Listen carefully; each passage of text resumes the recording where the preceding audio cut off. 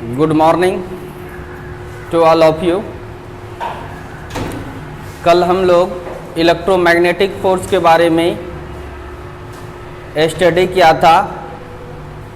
उसके कुछ important point जो भी ग्रेविटेशनल फोर्स के लिए था सब चीज़ होगा, एक चीज़ छोड़ के केवल ग्रेविटेशनल फोर्स अट्रैक्शन होता है और इसमें अट्रैक्शन और रिपल्सन दोनों होता है। ध्यान देना बच्चों, जितना भी बातें ग्रेविटेशनल फोर्स के लिए हम लोगों ने पढ़ा, जो भी पॉइंट्स लिखाए थे इम्पॉर्टेंट पॉइंट्स, वो सारा इम्पॉर्टेंट पॉइंट्स इलेक्ट्रोमैग्नेटिक फोर्स के लिए भी अप्लीकेबल है।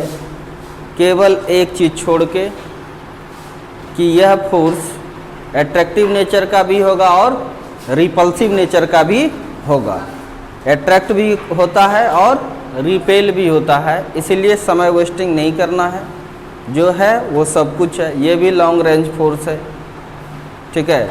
ये और स्ट्रॉन्ग है, वो कमज़ोर फोर्स था, ये उससे स्ट्रॉन्ग है, ज़्यादा शक्तिशाली फोर्स होता है। कोई दिक्कत? तो नोट करके एक चीज़ केवल लिख लेना है।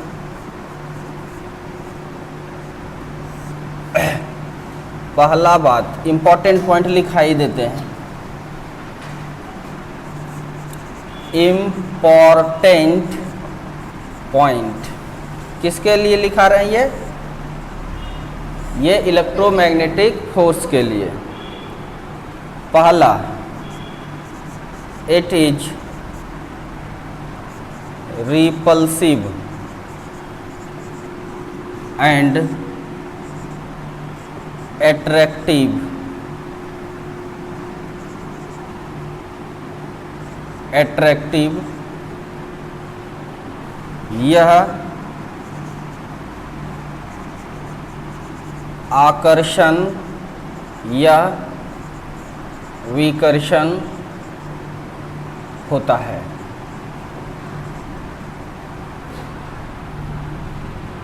यह आकर्षण या विकर्षण होता है। आकर्षण भी कर सकता है और विकर्षण भी कर सकता है, ठीक है। दूसरी बात, दिस फोर्स इज 10⁻36 टाइम्स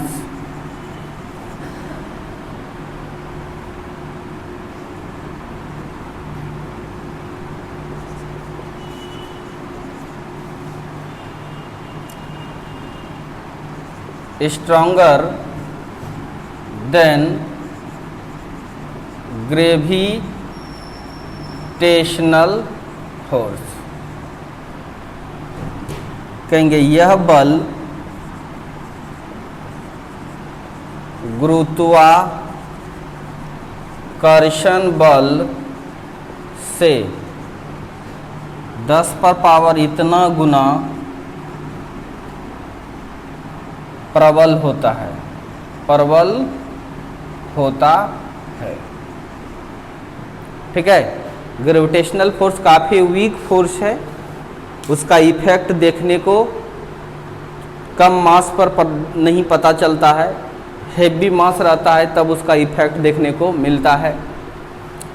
लेकिन इलेक्ट्रोमैग्नेटिक फोर्स मतलब दो मैग्नेट के बीच फोर्स को देखो, तुम्हें पता चल जाएगा कि अट्रैक्ट हो रहा है या रिपेल हो रहा है।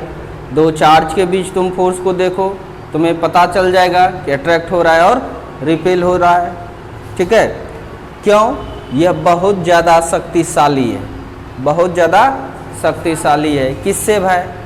तो ग्रेविटेशनल फोर्स से। कितना ज़्यादा है? 10⁻36 गुना ज़्यादा है, ठीक है। बाकी का सारा पॉइंट्स जो है सब, ये भी सेंट्रल फोर्स है, ये भी कंजर्वेटिव फोर्स है। नहीं, ये दो चार्ज के बीच में लगता है, जहाँ मास था तो वहाँ क्या हो गया? चार्ज। समझ में आ रहा है कि नहीं? और जितने भी पॉइंट है सब उसका इसमें लिख लोगे, तुम्हारा सही हो जाएगा, ठीक है। इसलिए समय वेस्टिंग करने से कोई फ़ायदा नहीं है। अंतर क्या क्या था? एक ये था और दूसरा ये। एक डब्बा में हम चारों फोर्स के बारे में फिर से लिखा भी देंगे। दो बातें लिखना है, यह रिपल्सिव और अट्रैक्टिव दोनों हो सकता है। और दूसरा क्या? ये ग्रेविटेशनल फोर्स से 10⁻36 टाइम्स ज़्यादा होता है। और बाकी जितना भी चीज़ उसमें लिखे थे इम्पोर्टेंट पॉइंट में, सारे चीज़ को आपको लिख देना है। कोई दिक्कत?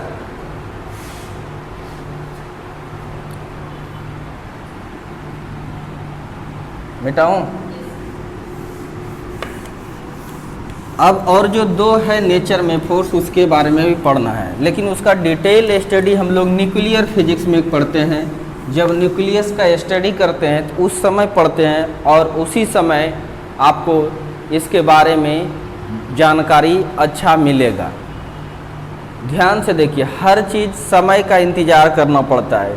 केला फला है, समय से पहले उसको खाने की कोशिश करो, क्या हो जाएगा बताओ? मीठा लगेगा।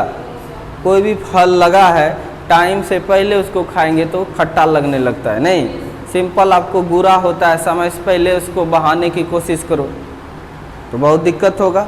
ठीक है, तो कहने का मतलब अभी हम लोग फिजिक्स कुछ पढ़े भी नहीं हैं। ठीक है, और न्यूक्लियर फोर्स के बारे में हम लोग नहीं सीख पाएंगे।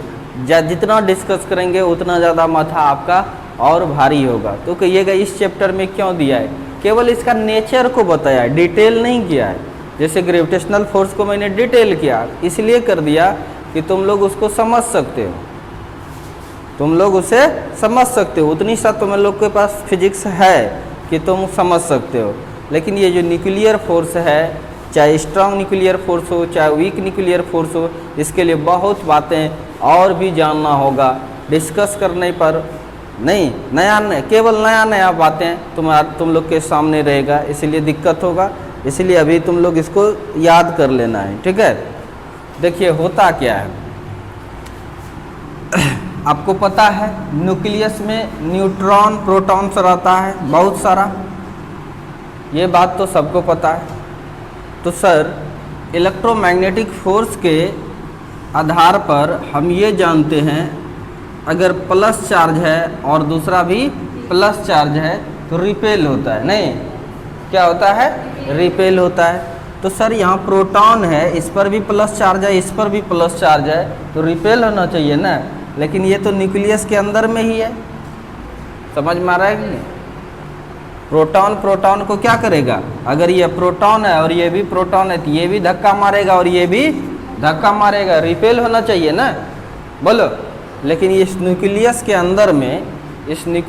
अंदर में तो प्रोटॉन के साथ रह रहा है, समझ में आ रहा है कि नहीं? तो क्या यहाँ पर रिपल्सन लगाना ये प्रोटॉन छोड़ दिया होगा आपस में? आंसर है नहीं। यहाँ भी ये इसको इधर रिपेल कर रहा है तो ये इसको इधर रिपेल कर रहा है। ठीक है, लेकिन एक फोर्स और है, attraction force, strong nuclear force. कौन सा?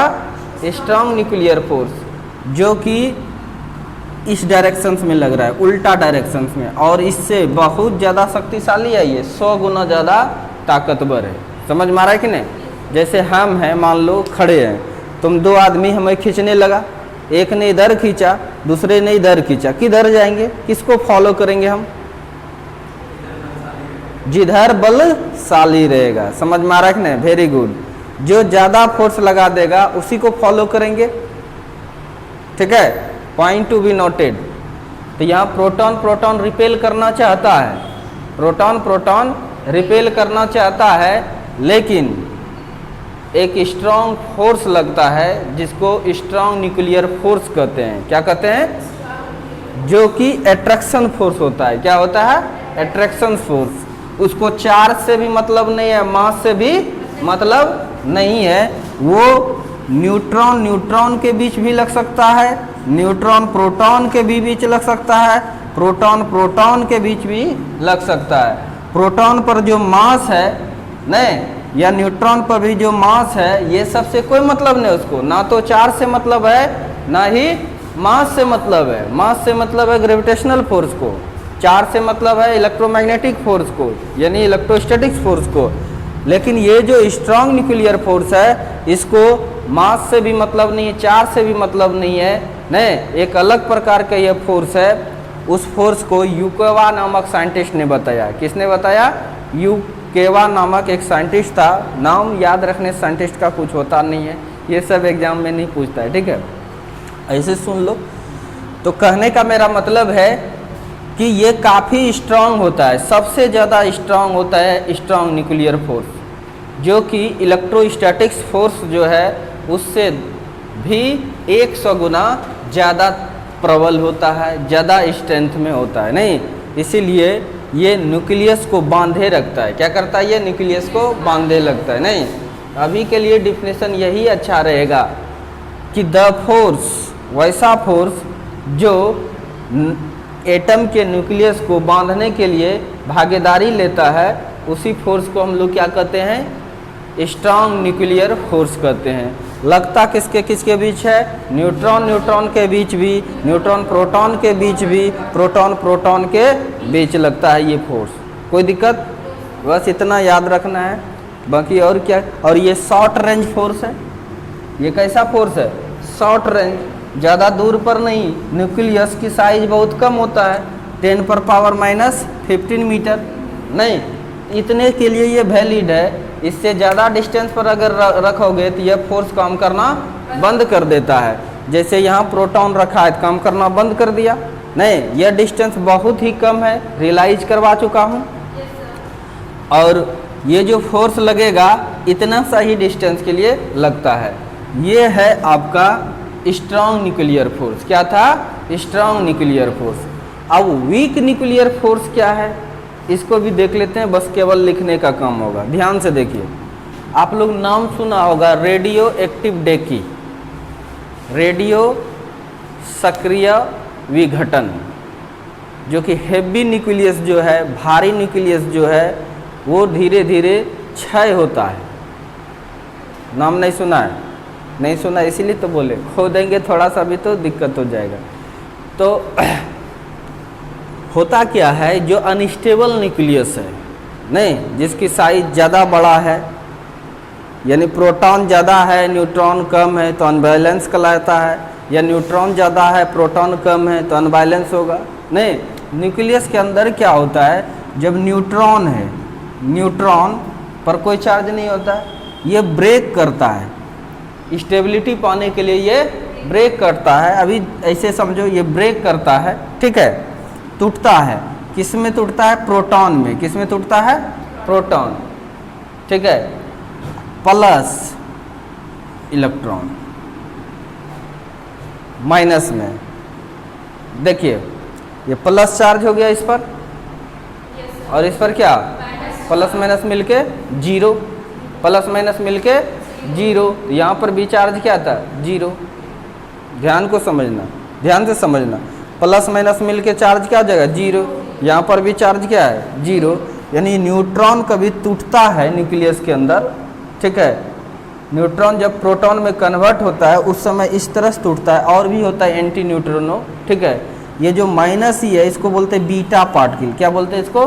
Beta particle. कैसा बीटा? माइनस वाला बीटा। समझ में आ रहा है कि नहीं?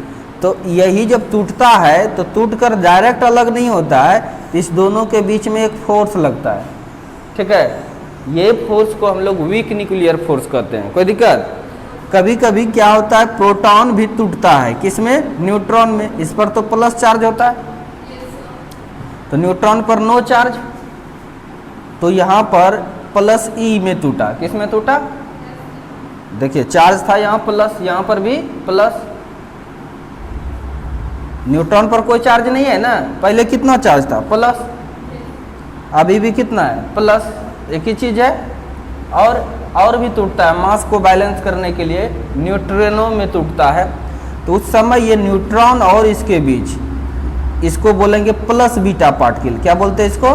Plus beta particle. ये प्लस बीटा पार्टिकल और ये न्यूट्रॉन जो है, इसके बीच भी फोर्स लगता है, नहीं, तो इसको बोलते हैं हम लोग वीक न्यूक्लियर फोर्स। क्या बोलते हैं?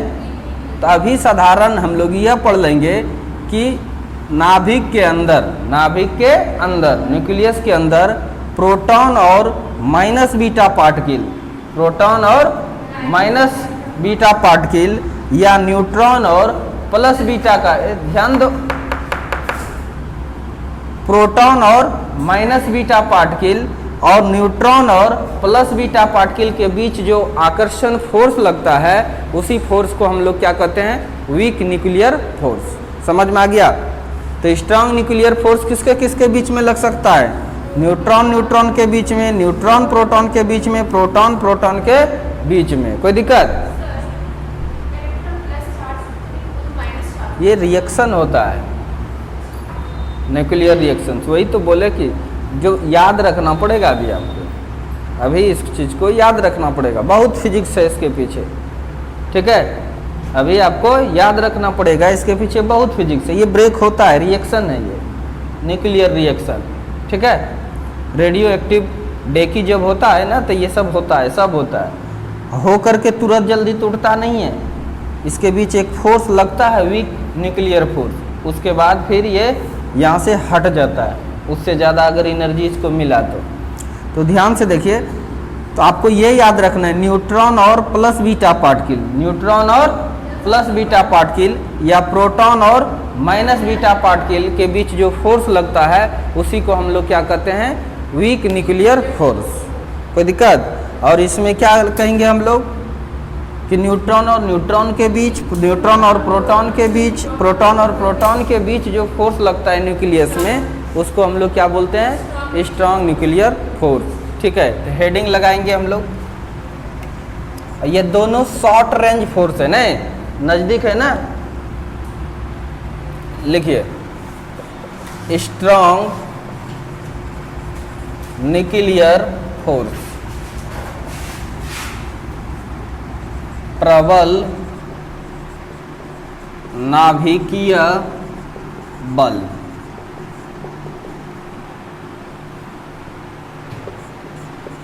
The force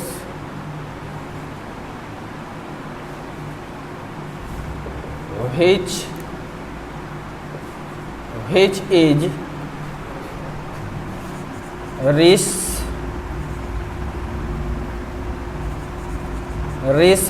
responsible for binding the nucleus is called strong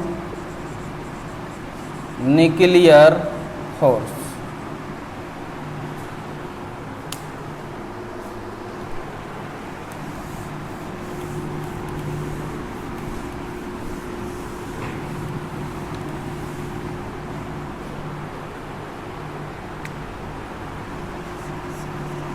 This force is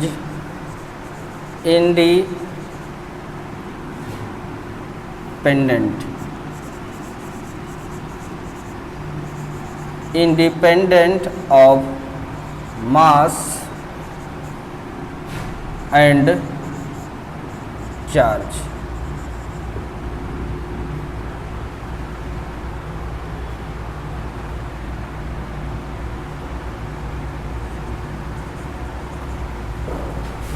कहेंगे वह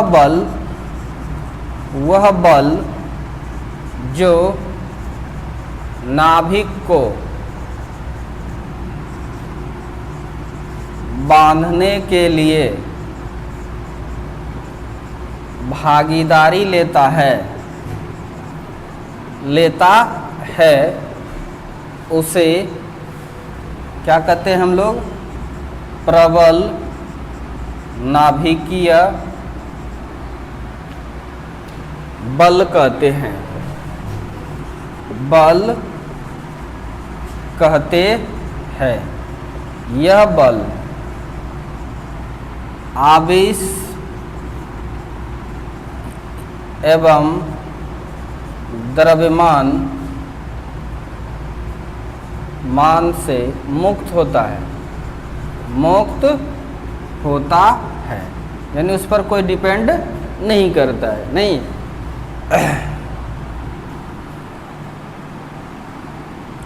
किसके किसके बीच लगता है? न्यूट्रॉन और न्यूट्रॉन के बीच, ये बात याद रखना है। दूसरा कहाँ लगता है? प्रोटॉन और प्रोटॉन के बीच। तीसरा और कहाँ लग सकता है? ये न्यूट्रॉन और प्रोटॉन के बीच। कोई दिक्कत?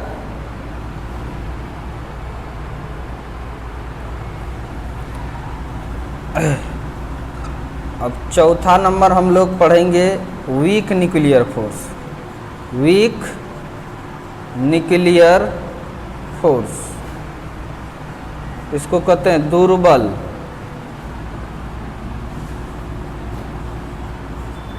नाभिकीय बल।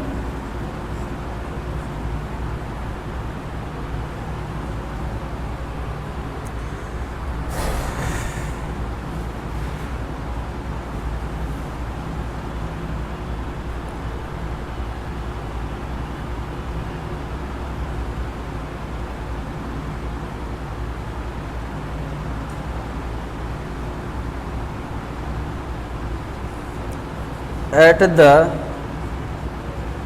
time of nuclear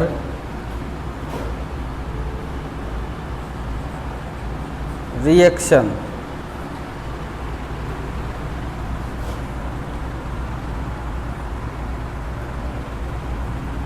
a force is acting, a force is acting between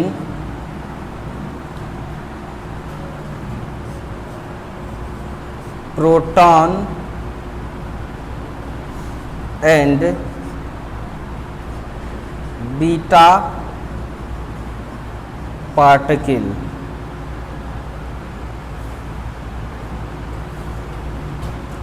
या neutron and plus beta particle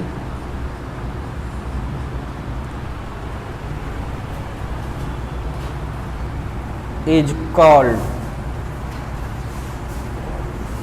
yes, such force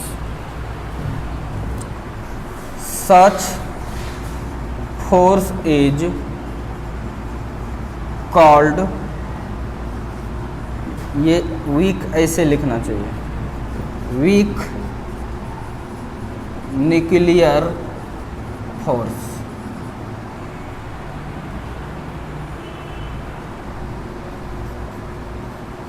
नाभिकीय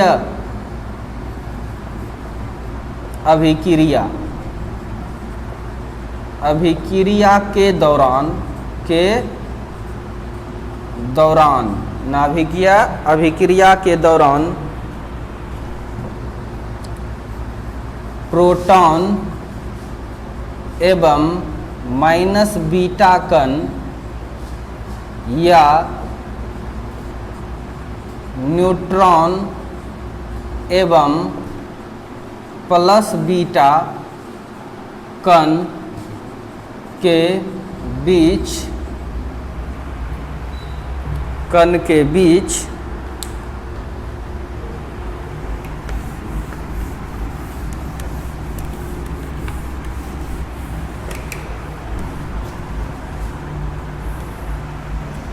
एक आकर्षण बल लगता है। इस आकर्षण बल को दुर्बल नाभिकीय बल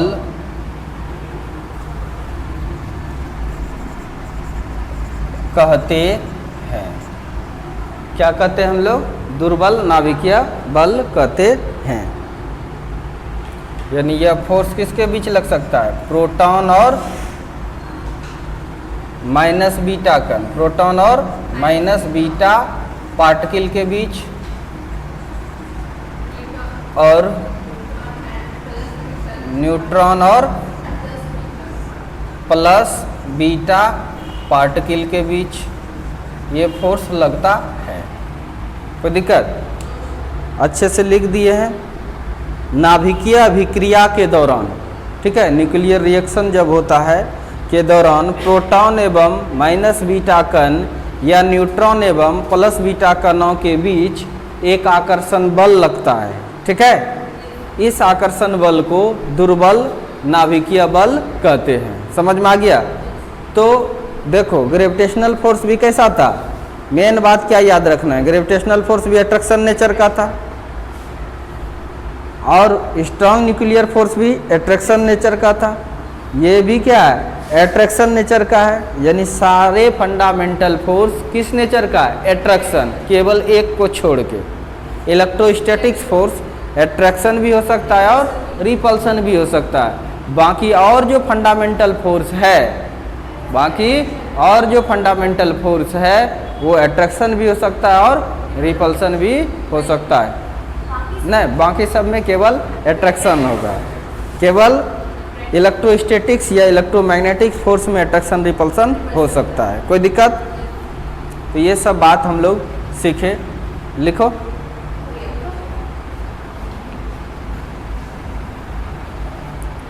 ऊपर लिखना है, दिक्कत हो बहुत जगह है। पोजीशंस को चेंज कर लीजिए। बैठो वहाँ बैठो, वहाँ बैठो।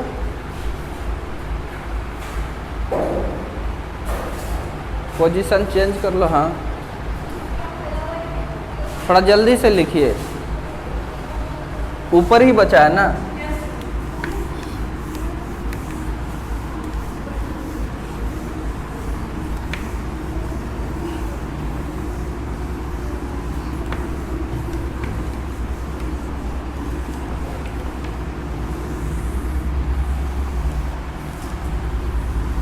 एक डब्बा बना के चारों फोर्स को एक जगह कर देते हैं, ठीक है। लिखिए, एक तरफ लिख रहे हैं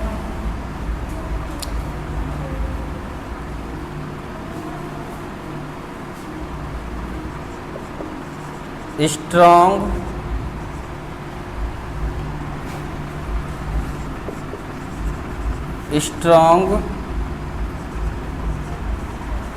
न्यूक्लियर फोर्स।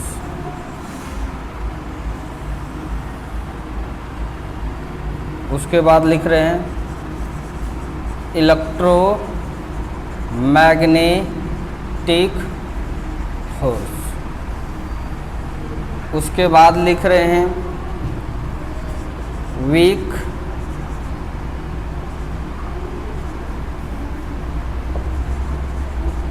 Nuclear force. उसके बाद लिख रहे हैं ग्रेविटेशनल फोर्स।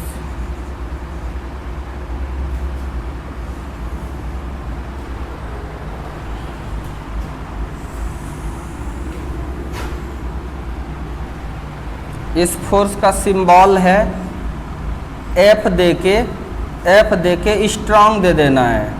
कैसे याद रखेंगे, एफ स्ट्रॉन्ग मतलब स्ट्रॉन्ग न्यूक्लियर फोर्स, ये सबसे ज़्यादा शक्तिशाली है। और इसको एफ देके ई, ठीक है, और इसको एफ देके डब्ल्यू, और इसको एफ देके जी। कोई दिक्कत? और इसके ऊपर में एक चीज़ लिख लेना है कि स्ट्रॉन्ग न्यूक्लियर फोर्स जो है ये सबसे बड़ा है, नोट करके लिख लो। उसके बाद है आपका इलेक्ट्रिक फोर्स, इससे 100 गुना कम है शक्तिशाली में। ध्यान से देखिए, स्ट्रॉन्ग न्यूक्लियर फोर्स बड़ा है किससे, कितना गुना, 100 गुना ज़्यादा बड़ा है, 10⁻⁻²। अब इससे बड़ा है, ये बड़ा है किससे, वीक न्यूक्लियर फोर्स से। ये भी बड़ा है किससे, ग्रेविटेशनल फोर्स से। इससे क्वेश्चंस खूब आता है, यह चीज़ को याद रखना है। समझ में आ रहा है कि नहीं? पहला इसमें बात लिखिए, ये क्या न्यूक्लियस में लग रहा था, इसलिए इसको कहते हैं short range force. Short range force कैसा फोर्स है ये, शॉर्ट रेंज फोर्स, यानी कहाँ तक लगता है, 10⁻⁻15 मीटर तक। कोई दिक्कत? और ये जो है लॉन्ग रेंज फोर्स है।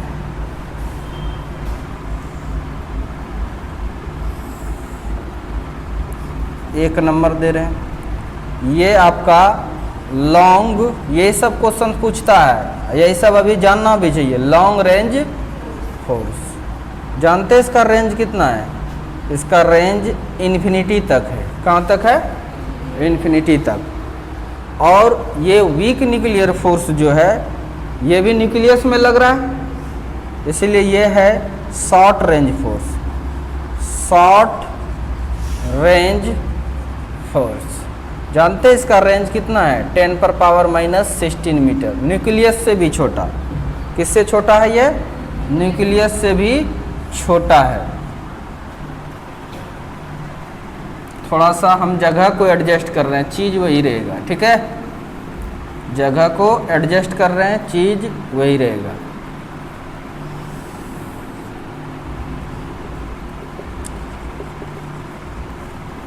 Short range force, short range force, इसका रेंज 10⁻⁻15 मीटर। एक तो ये याद रखना है, ये पहला नंबर में।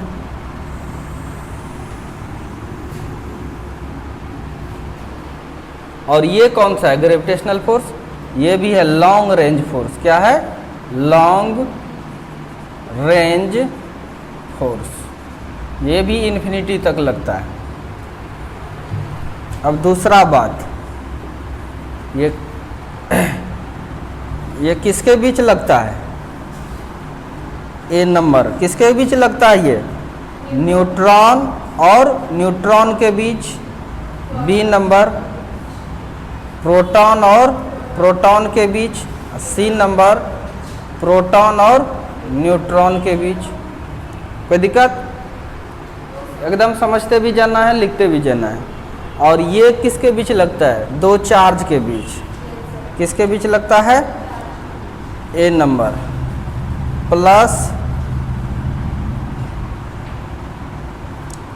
प्लस चार्ज और प्लस चार्ज के बीच। बी नंबर प्लस चार्ज और माइनस चार्ज के बीच। सी नंबर और किसके बीच? माइनस चार्ज और माइनस चार्ज के बीच। कोई दिक्कत? ये किसके बीच लगता है? Weak nuclear force. A number proton और माइनस बीटा पार्टिकल। और बी नंबर, छोड़ो पार्टिकल समझ जाना है, प्रोटॉन और माइनस बीटा पार्टिकल। और बी नंबर में क्या? न्यूट्रॉन और किसके बीच? Plus beta particle. हिंदी में छोटा है इसलिए छोटा से लिख देते हैं, कण। और ये फोर्स किसके बीच लगता है? 2 मासिव बॉडी के बीच, ठीक है? प्लस माइनस से कोई भी मतलब नहीं है।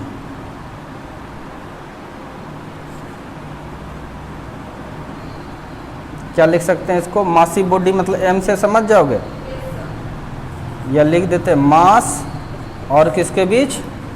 मास के बीच ये फोर्स लगता है। ये सब चीज़ याद रखने, यही सब काम देता है, ठीक है? यही सब ऑब्जेक्टिव में तुमसे पूछेगा। कहाँ पे? न्यूट्रॉन न्यूट्रॉन, प्रोटॉन प्रोटॉन कर दो इसको, ठीक है? अब तीसरा नंबर क्या याद रखना है? तीसरा नंबर में स्ट्रांग न्यूक्लियर फोर्स जो है, स्ट्रांग न्यूक्लियर फोर्स जो है केवल एट्रैक्टिव नेचर का होता है। कैसा होता है ये? कैसा फोर्स है? एट्रैक्शन। कैसा है? एट्रैक्शन, आकर्षण है। ये एट्रैक्टिव होता है। ये कैसा होता है?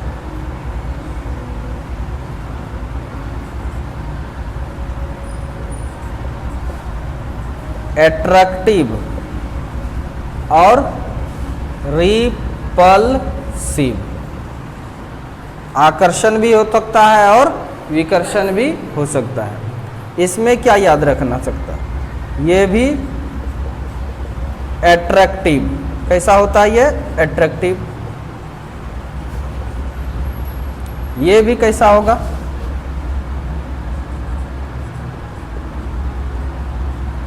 एट्रैक्टिव।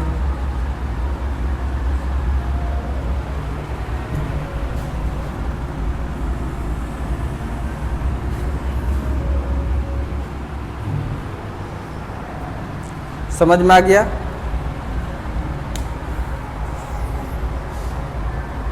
ये तीन बात हो गया। ये भी एट्रैक्टिव, ये एट्रैक्टिव रिपल्सिव दोनों। ये केवल एट्रैक्टिव, वो भी एट्रैक्टिव। कोई दिक्कत? अभी के साइंस में ये कहता है, ध्यान से देखिए, पहले हम लोग क्या जानते थे? ग्रेविटेशनल फोर्स के बारे में। किसके बारे में जानते थे? सभी लोग जानते थे, हम ही लोग नहीं, सब लोग। तो बोला कि मास है कारण, वस्तु में जो मास है उसी के कारण, ध्यान से सुनना, बॉडी में जो मास है उसी के कारण ग्रेविटेशनल फोर्स लगता है, जो कि अभी तक हम लोग मान रहे हैं। हमारे किताब भी यही लिख रहा है। पॉइंट टू बी नोटेड है लड़का।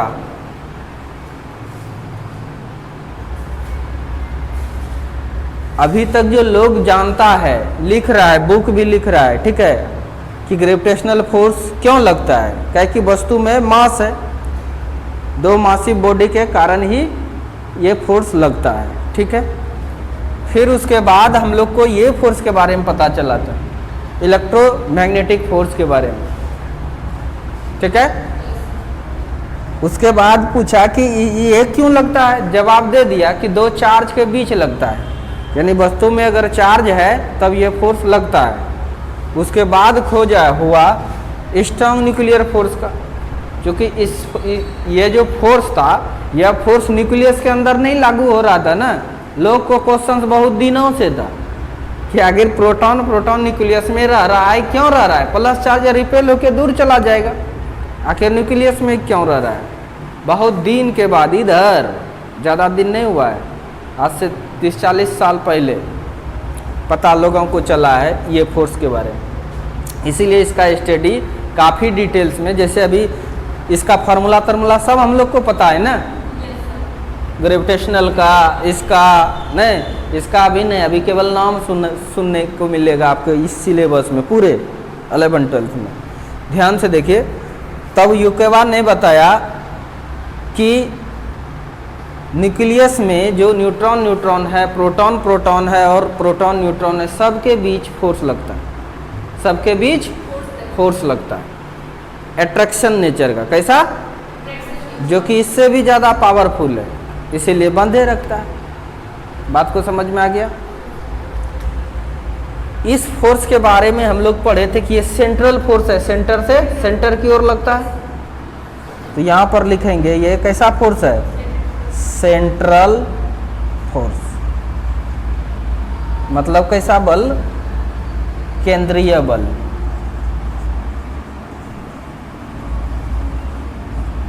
इस फोर्स के बारे में भी पढ़े कि जो वो होगा वही होगा, इसलिए यहाँ पर भी हम लिख सकते हैं सेंट्रल फोर्स,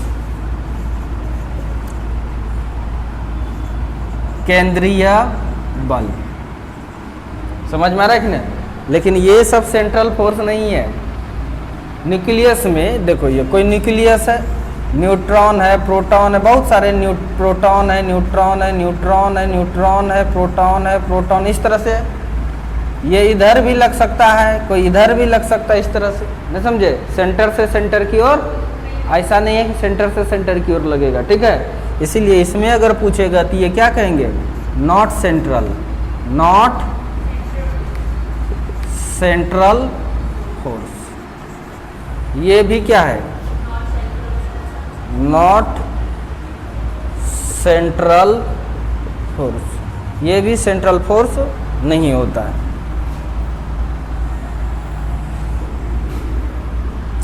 ताकत इसका बता देते हैं आप लास्ट।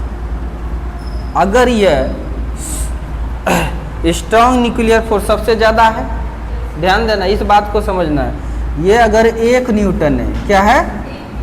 जैसे हम कहें तुम 4 आदमी ले लेते हैं कहेंगे हम सबसे बड़ा है, ठीक है, हम सबसे बड़ा है। तो हम अगर यदि 1 न्यूटन है तो ओबियसली उससे कम होगा, और उससे भी कम होगा अगला, उससे भी कम होगा अगला। समझ में आ रहा है कि नहीं? तो अगर यदि ये इसको 1 कहें, ठीक है, इससे ये 10 पर पावर -2 मतलब क्या, 100 गुना कम होता है। 10 पर पावर -2 मतलब 1/100, 1 से कितना हो जाएगा, 100 गुना कम। समझ में रखने, यानी इससे ये समझोगे कि इससे स्ट्रॉन्ग न्यूक्लियर फोर्स से इलेक्ट्रोमैग्नेटिक फोर्स कितना कम है, 100 गुना कम शक्तिशाली है। समझ में आ रहा है कि नहीं? इससे ये 100 गुना कम शक्तिशाली है। कोई दिक्कत? और ये वीक न्यूक्लियर फोर्स जो है ये 10 पर पावर -13 गुना किससे, इससे। बात को समझ में आ रहा है कि नहीं? स्ट्रॉन्ग न्यूक्लियर फोर्स सबसे शक्तिशाली है। जैसे हम सबसे शक्तिशाली है, मतलब मानो मेरे पास 1 न्यूटन फोर्स है, कितना है, 1 न्यूटन फोर्स है, तो उससे जो कमजोर है ये इलेक्ट्रोमैग्नेटिक फोर्स 1/100 न्यूटन फोर्स है उसके पास। समझ में आ रहा है कि नहीं? यानी मेरा 100वां भाग ही स्ट्रेंथ है उसका। कोई दिक्कत? अगला जो वो है, आप रात में क्या करते हैं, मोबाइल देखते हैं क्या? कंसंट्रेट होके देखिएगा, चीज़ों को समझना है। मेरे पास अगर कुछ भी ताकत है, मानो 1 ताकत है, 1 न्यूटन, तो अगला जो है हमसे जो कमजोर है उसको मेरे से 100वां भाग ही ताकत है, ठीक है। और इसको देखो 10 पर पावर -13 बहुत कम है, और इसको जो ताकत है वो 10 पर पावर -38, तो बहुत कमजोर है ना।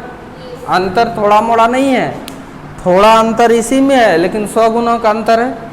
उसके बाद ये बहुत अंतर है, ये भी बहुत अंतर है। तो कोई पूछेगा नेचर में सबसे ज़्यादा ताकत वाला फोर्स कौन सा होता है? Strong nuclear force.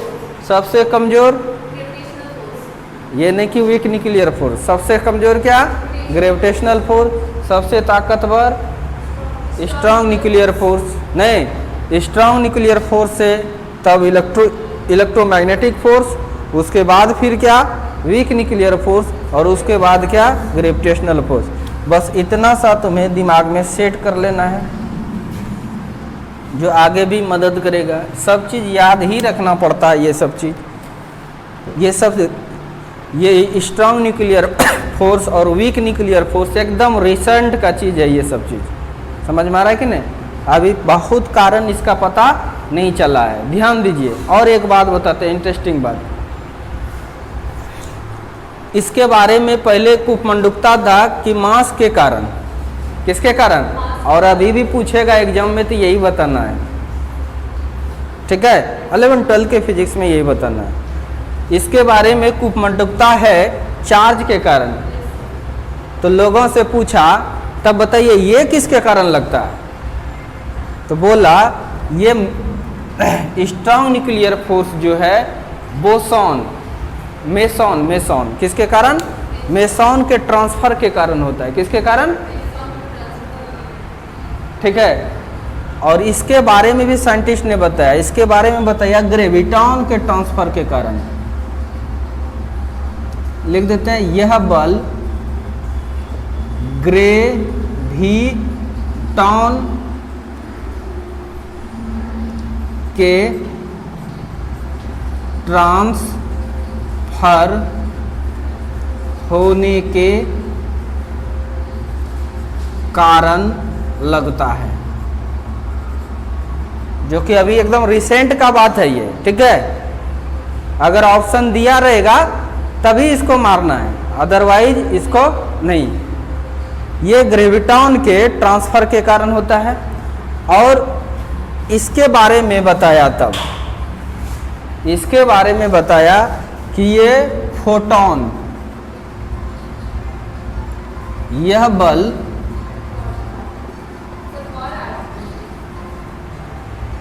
फोटॉन के कारण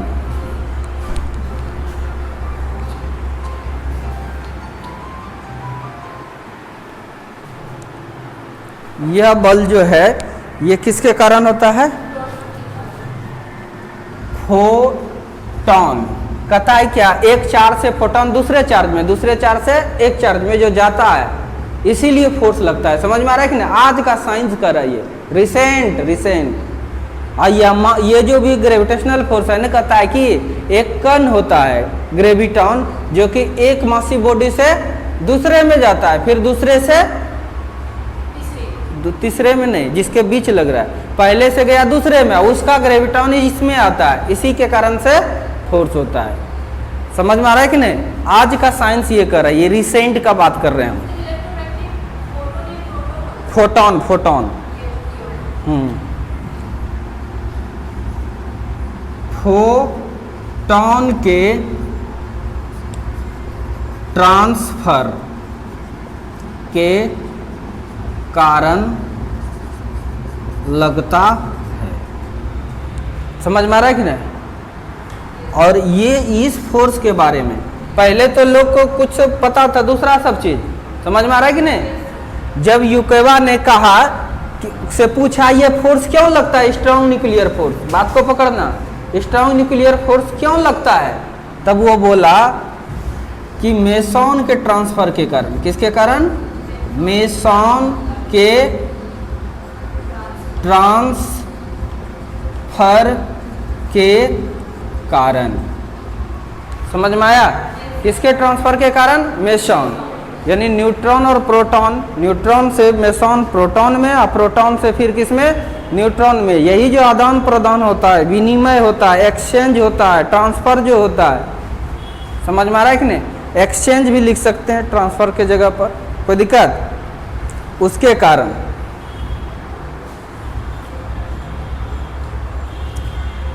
अब वीक न्यूक्लियर फोर्स में बोला कि यह बल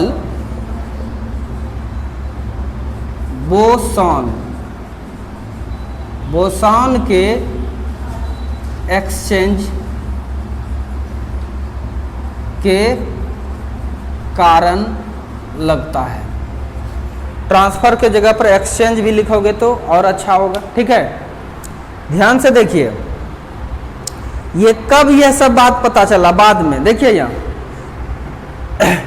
लोगों ने क्वेश्चंस करने, जो कोई भी चीज कुछ बताएगा तो उससे बहुत सारे क्वेश्चंस करता है। ठीक है, क्वेश्चंस किया कि स्ट्रॉन्ग न्यूक्लियर फोर्स तो आपने बता दिया मेसॉन के कारण होता है, फिर बोला वीक न्यूक्लियर फोर्स के बारे में बोसॉन के कारण होता है, तो ग्रेविटेशन फोर्स किसके कारण होता है? बोला ग्रेविटॉन के कारण। किसके कारण? एक कण होता है ग्रेविटॉन, वही एक्सचेंज होता है एक मासी बॉडी से दूसरे मासी बॉडी में, और दूसरे से फिर पहले में, जिसके कारण से ग्रेविटेशन फोर्स लगता है। ये आज का साइंस कहता है ये। ठीक है, और चार्ज के बारे में जो फोर्स, चार्ज के बीच जो फोर्स लगता है उसके लिए फोटॉन। अभी चूंकि ये सब खोजा गया है तो याद रहे बच्चा को, इसीलिए अच्छा नाम लिखता है। देखो, मेसॉन, फोटॉन, बोसॉन, ग्रेविटॉन, याद रहेगा कि नहीं? नाम रख देता है अपने मन से साइंटिस्ट ने।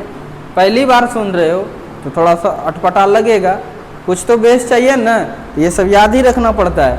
कोई पूछेगा तुमसे कि स्ट्रॉन्ग न्यूक्लियर फोर्स किसके कारण लगता है? मेसॉन के ट्रांसफर के कारण या एक्सचेंज के कारण। और इलेक्ट्रोमैग्नेटिक फोर्स किसके कारण होता है? फोटॉन के एक्सचेंज के कारण। यानी फोटॉन एक चार्ज बॉडी से दूसरे में, दूसरे से फिर पहले में आता है, इसीलिए। और ये जो वीक न्यूक्लियर फोर्स है ये बोसॉन के एक्सचेंज के कारण से लगता है, और ये जो है ग्रेविटॉन के एक्सचेंज के कारण। लेकिन अभी तक लोग ये जानता है कि मास के कारण लगता है। किसके कारण लगता है? मास के कारण है। मास के बीच में लगता है, मासी बॉडी के बीच में लगता है। समझ में आ रहा है कि नहीं? दो मासी बॉडी रहेगा तब यह फोर्स लगता है, लेकिन क्यों लगता है? यह जवाब था किसी के पास? ध्यान से देखो, सुनो बात को। ठीक है, आपका दिए दो मासी बॉडी के बीच लगता है, क्यों लगता है? इसी का जवाब है ये, जो किसी को नहीं था जवाब। किसके कारण लगता है? ग्रेविटॉन एक कण होता है, उसी के एक्सचेंज के कारण। फिर अगर यदि तुमसे पूछता है यहाँ क्यों लगता है चार चार्ज के बीच में, तो क्या कहेंगे? फोटोन का एक्सचेंज जो होता है, नहीं, दो चार्ज के बीच फोटोन का एक्सचेंज होता है, उसी के कारण लगता है। और फिर इसके बारे में अगर पूछेगा तो बोसॉन, इसके बारे में पूछेगा तो मेसॉन। याद रखना आसान है। स्ट्रॉन्ग न्यूक्लियर्स के लिए मेसॉन का एक्सचेंज होता है, इलेक्ट्रोमैग्नेटिक फोर्स के लिए फोटॉन का एक्सचेंज होता है, और वीक न्यूक्लियर फोर्स के लिए बोसॉन का एक्सचेंज होता है, और ग्रेविटेशनल फोर्स के लिए ग्रेविटॉन का एक्सचेंज होता है। समझ में आ रहा है कि नहीं? सब पार्टिकल है, सब क्या है? पार्टिकल। ग्रेविटॉन पार्टिकल है, बोसॉन पार्टिकल है, फोटॉन पार्टिकल है, ये मेसॉन भी पार्टिकल है। यही ट्रांसफर होता है एक दूसरे में, जिसके कारण से फोर्स लगता है। कोई दिक्कत? बस इतना काफ़ी है।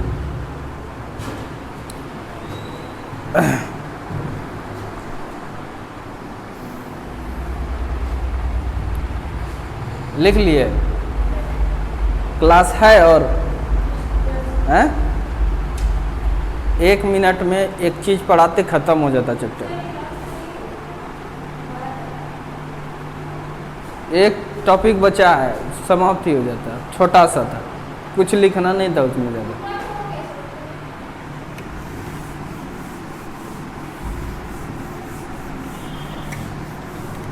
तब नया चैप्टर स्टार्ट हो जाता है। देखिए जल्दी से लिख लीजिए तो, फंडामेंटल लॉ, या इसको नेचुरल लॉ भी कहेंगे, मूलभूत नियम। कुछ नियम जो है ना नेचर पालन करता है, समझ में आ रहा है कि नहीं? The law which obey the nature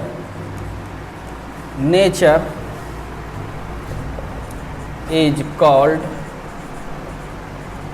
natural law और फंडामेंटल लॉ।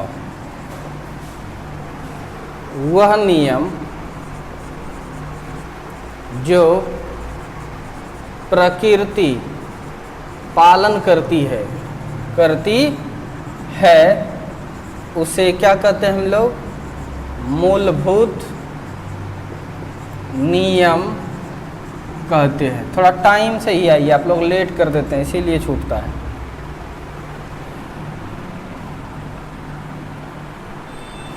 एग्जाम्पल इसका है,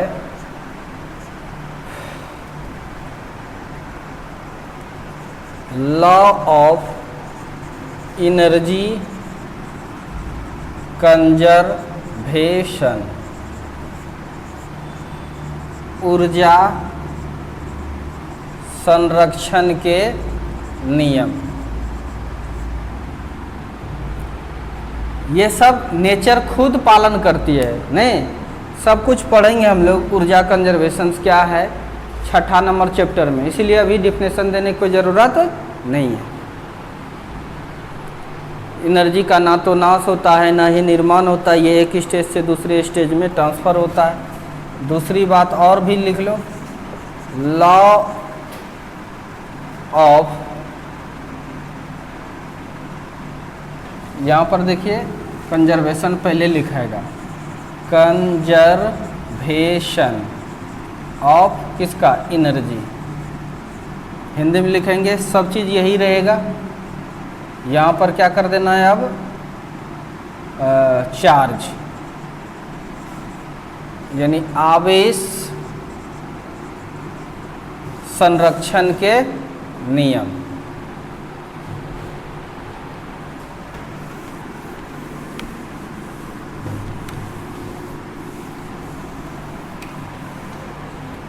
और तीसरा में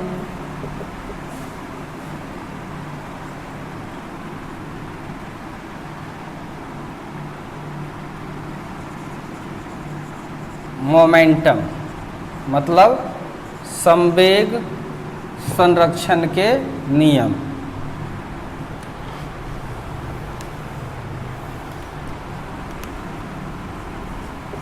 चौथा मास एनर्जी द्रव्यमान ऊर्जा।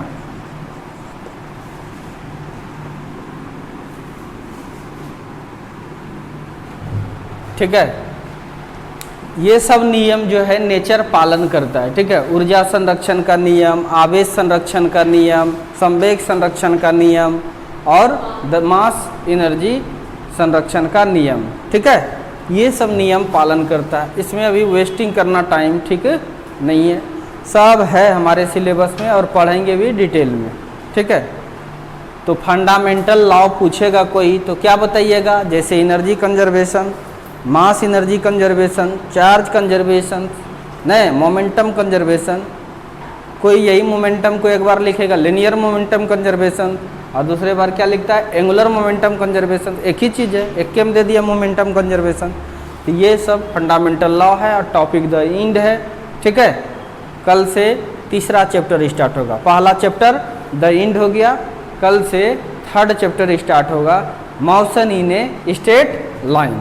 ठीक है, सेकंड चैप्टर भी चलेगा, धीरे धीरे अपलोड करते चले जाएंगे, आप लोग को बताते जाएंगे, देखते जाइएगा। Thank you.